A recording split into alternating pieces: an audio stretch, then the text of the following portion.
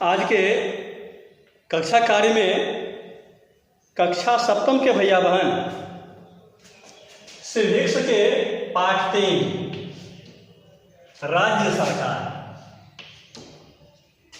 इस पाठ का अध्ययन करेंगे। भैया बहन इस बात की जानकारी आप ले लें कि भारत जो है वह राज्यों का संघ है। इसमें 28 राज्य और 9 केंद्र शासित प्रदेश हो गए हैं।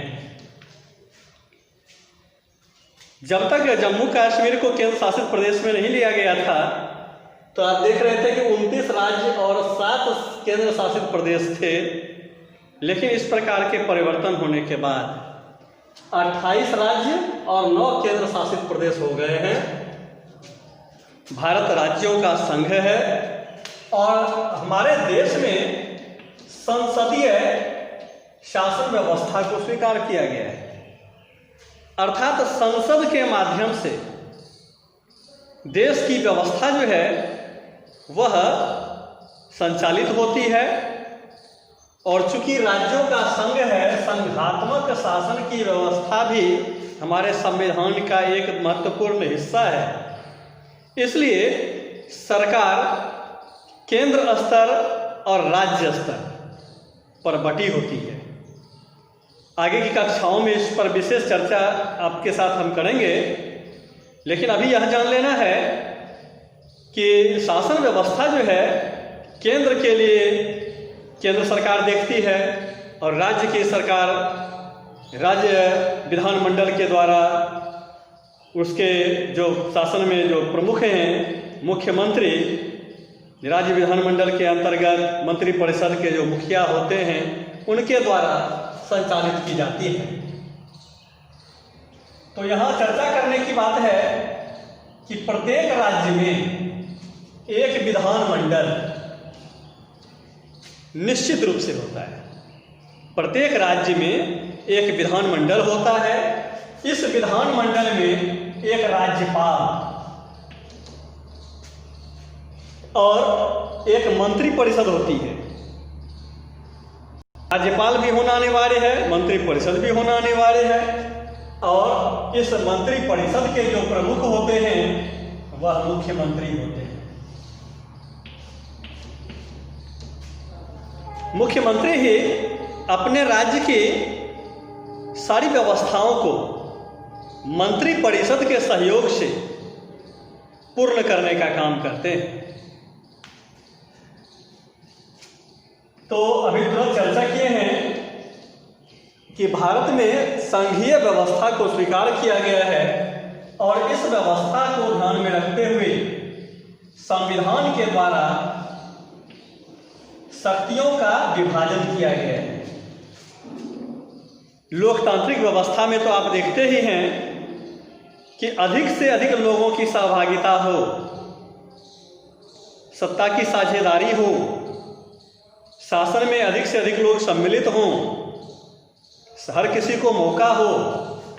तो इस प्रकार की स्थिति को और भी ज़्यादा व्यावहारिक बनाने के लिए संविधान के द्वारा शक्तियों का विभाजन किया गया है और यह विभाजन 3 स्तरों पर किया गया है। संघ सूची में ऐसे विषय होते हैं जो राष्ट्रीय महत्व के होते हैं। इस पर कानून बनाने का अधिकार केंद्र सरकार को या संघ सरकार को होता है। ऐसे संघ सूची में 97 विषय रखे गए हैं। इसके बाद राज्य सूची, जिसके संबंध में हम लोग अभी अध्ययन करने जा रहे हैं। राज्य सूची में 66 विषय हैं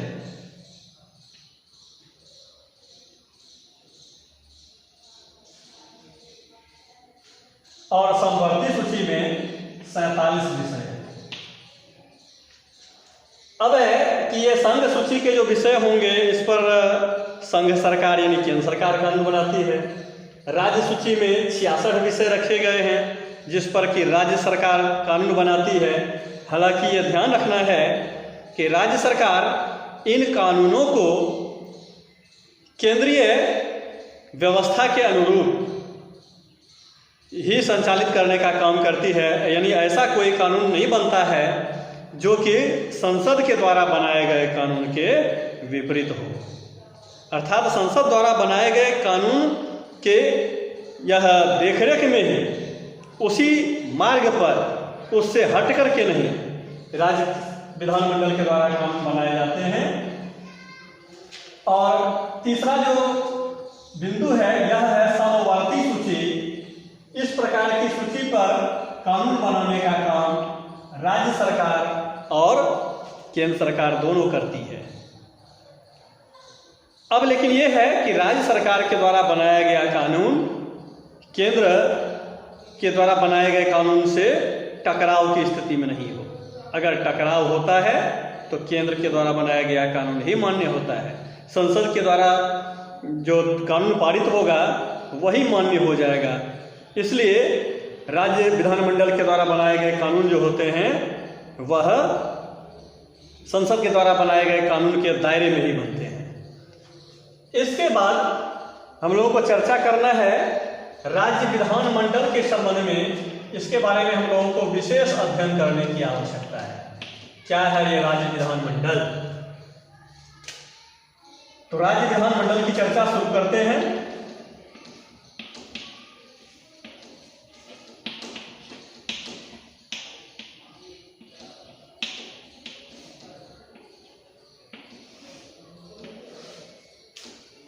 अभी तुरंत चर्चा किए हैं कि राज्य विधानमंडल में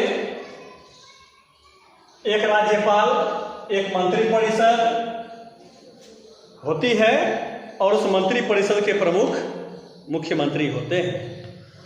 तो बताया गया है कि जो यह 3 प्रकार के जो विभाजन को हमने देखा है, संघ सूची के द्वारा जो विभाजन किया गया है, संघ सूची, राज्य सूची, समवर्ती सूची। तो राज्य सूची के विषयों पर कानून कौन बनाएगा? तो राज्य विधानमंडल बनाएगा। तो राज्य के लिए कानून बनाने का अधिकार राज्य विधानमंडल के पास है।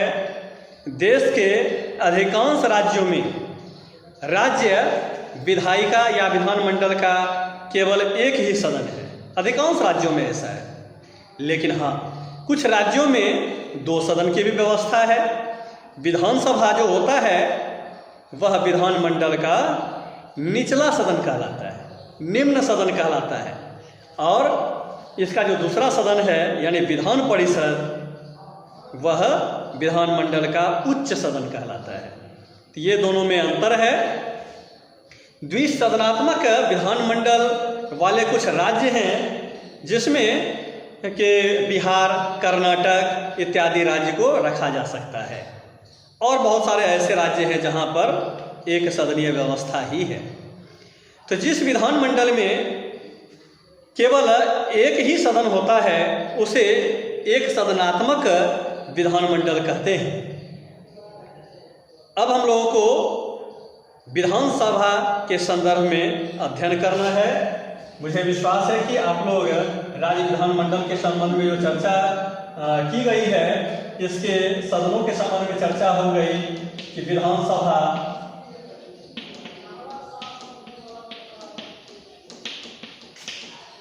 और विधान परिषद।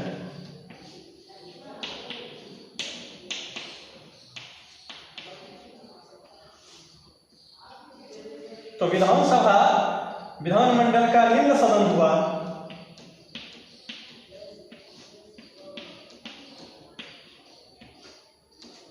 और विधान परिषद उच्च सदन हुआ।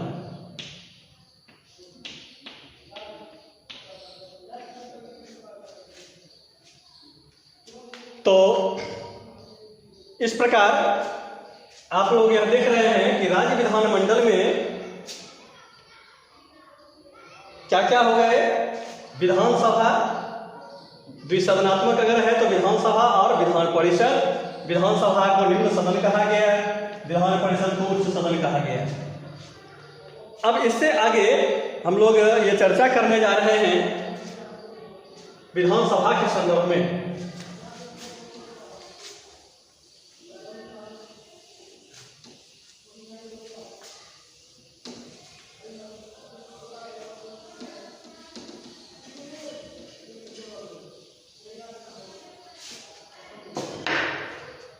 विधानसभा।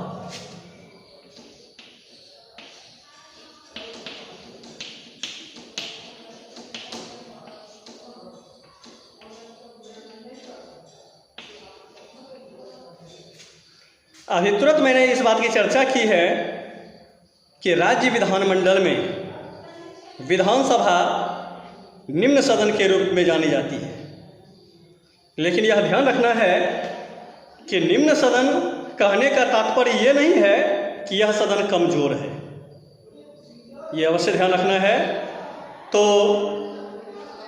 राज्य विधानमंडल के अंतर्गत विधानसभा निम्न सदन के रूप में जाना जाता है और देश के इसके सदस्य जो होते हैं वह सीधे राज्य की जनता द्वारा वयस्क मताधिकार के द्वारा चुने जाते हैं, अर्थात ऐसे लोग जो 18 वर्ष से अधिक आयु के हैं, वह जनता को ऐसे लोग जो 18 वर्ष से अधिक आयु के हैं वह अपने जनप्रतिनिधियों को चुनते हैं।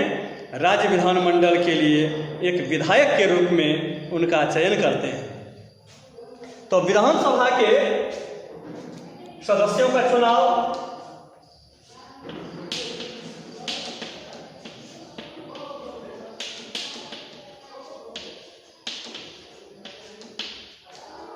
प्रत्यक्ष रूप से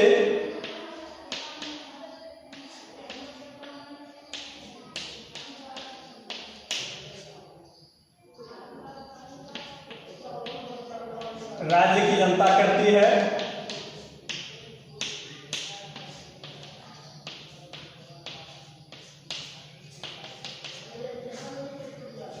और इसके आकार के संबंध में कहना है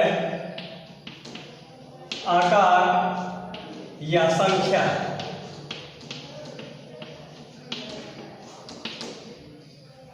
किसी भी विधानसभा का आकार कितना बड़ा हो सकता है या इसकी सदस्य संख्या कितनी हो सकती है, इसके संबंध में भी निर्देशन है। हालांकि ये सदस्य संख्या उस राज्य की जनसंख्या पर निर्भर करता है कि किसी विधानसभा का यह सदस्य संख्या कितना होना चाहिए, लेकिन इस पर भी अधिकतम और निम्नतम की कुछ बंदिशें हैं। बताया गया है कि किसी भी सूरत में किसी राज्य में विधानसभा के सदस्यों की संख्या 500 से अधिक नहीं हो सकती है।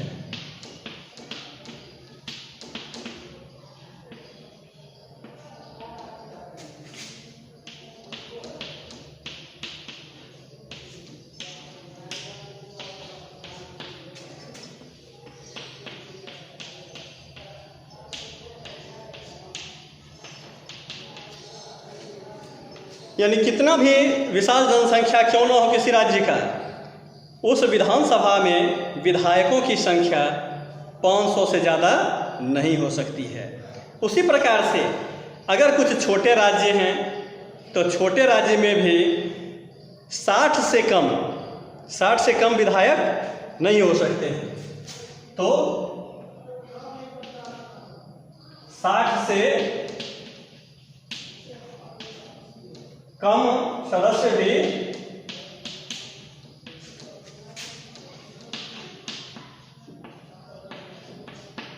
नहीं हो सकते।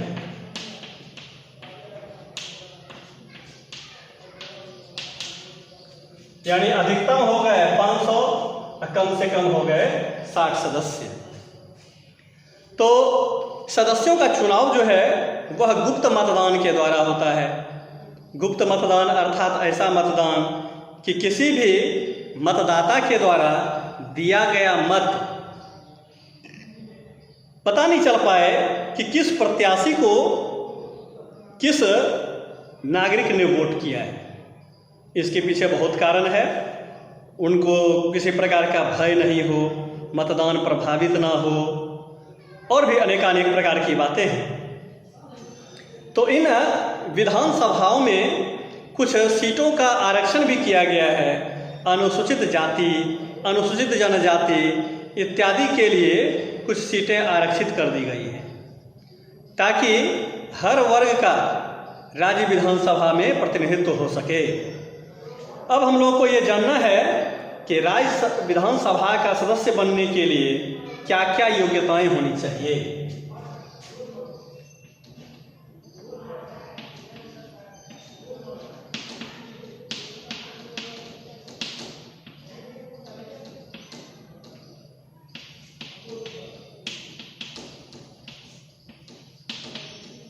विधानसभा सदस्य बनने हेतु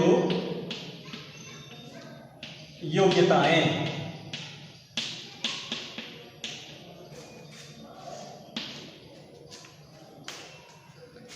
क्या क्या योग्यता होनी चाहिए, तो सबसे पहले यह ध्यान कर लें भैया बहन आप लोग कि भारत में जितने भी प्रकार के चुनाव संपादित होते हैं उन चुनावों में खड़े होने का अधिकार केवल भारतीय नागरिक को है। तो सबसे पहली योग्यता क्या हो गई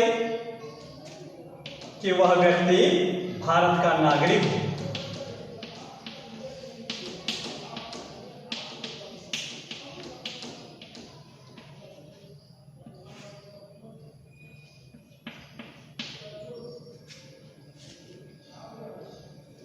तो पहली योग्यता हो गई कि वही व्यक्ति विधानसभा के सदस्य के चुनाव में खड़ा हो सकता है जो कि भारत का नागरिक हो। दूसरी बात आयु के संबंध में है। उस व्यक्ति की आयु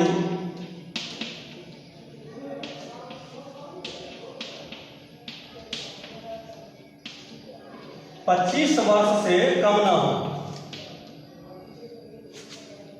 25 वर्ष से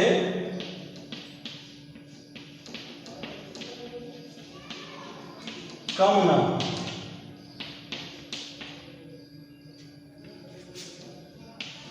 तीसरी बात, वह किसी लाभ के पद पर नहीं हो, अर्थात कोई सरकारी नौकरी केंद्र या राज्य सरकार में ना करता हो। तीसरी बात क्या हो गई,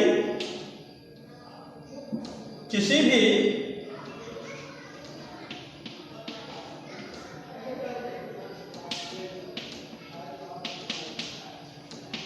लाभ के पद पर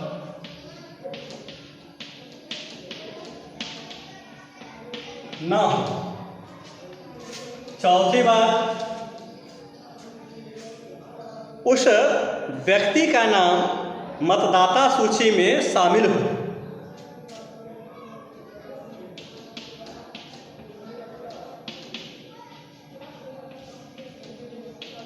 उस व्यक्ति का नाम मतदाता सूची में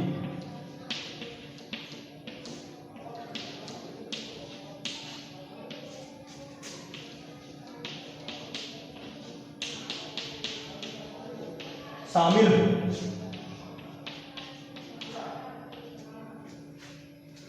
तो इतनी प्रकार की योग्यताएं राज्य विधानमंडल के चुनाव में, विधानसभा के चुनाव में खड़ा होने के लिए निर्धारित की गई है।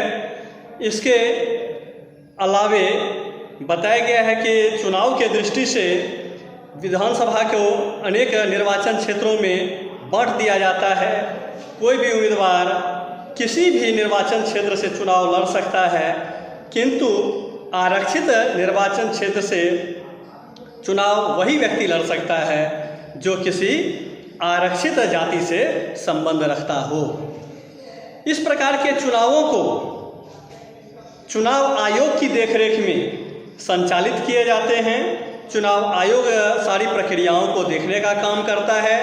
वह मतदान के दिन 18 वर्ष से अधिक आयु के लोगों के लिए मतदान की व्यवस्था बनाता है और ऐसा देखा जाता है कि किसी भी निर्वाचन क्षेत्र में अधिकतम वोट प्राप्त करने वाला उम्मीदवार को ही रिटर्निंग अधिकारी विजयी घोषित करता है। तो इस प्रकार से यह हो गया विधानसभा के यह बनने हेतु योग्यताएं। आज के पाठ में भैया बहन यहीं तक ध्यान रखें, इसी को याद करें, समझें, पुनः पढ़ें और फिर आगे के अंश में फिर हम लोग चर्चा करेंगे। धन्यवाद।